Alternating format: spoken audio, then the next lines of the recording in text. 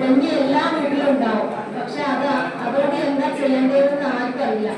ഏറ്റവും നല്ലൊരു വരുമാനമാണ് സ്ത്രീകൾക്ക് നിഷ്പ്രയാസം ചെയ്യാൻ പറ്റുന്ന ഒരു കൃഷിയാണ് ചെമ്മി, കറ്റാർവാഴ, കഞ്ഞുണ്ണി, മുത്തുള്.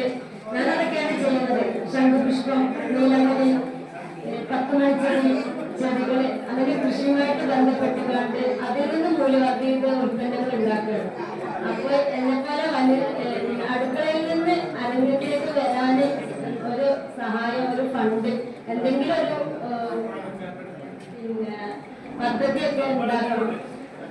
അതാണ് എനിക്കിപ്പോ ഈ ഒരു അവസരത്തിൽ പറയാൻ സാധിച്ചത്. അപ്പൊ എന്നെ ഇങ്ങോട്ട് ക്ഷണിച്ച അഷഫാക്കാർക്കും മറ്റു മെമ്പർമാർക്കൊക്കെ നന്ദി പറഞ്ഞുകൊണ്ട് ഞാൻ നിർത്താറ്. പിന്നെ ഈ ഒരു സ്മൃതി മന്ദിരം അതൊന്ന്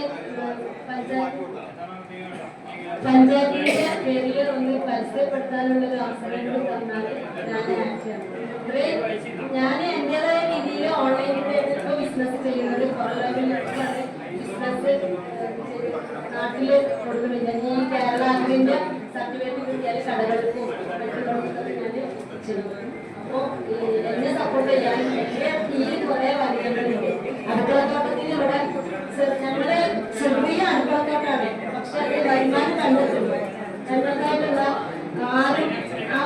4 ചുമലുകൾക്കുള്ളിൽ നിന്നുകൊണ്ട് പിന്നെ ഞങ്ങൾക്കായിട്ടുള്ള രീതിയിൽ വരുമാനം കണ്ടെത്തുന്നു. പക്ഷെ അത് ആർക്കും ഒരു എന്താ കുറവില്ല.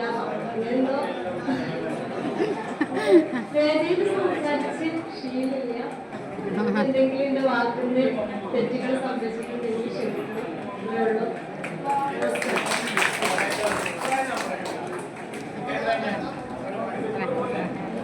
അവിടെ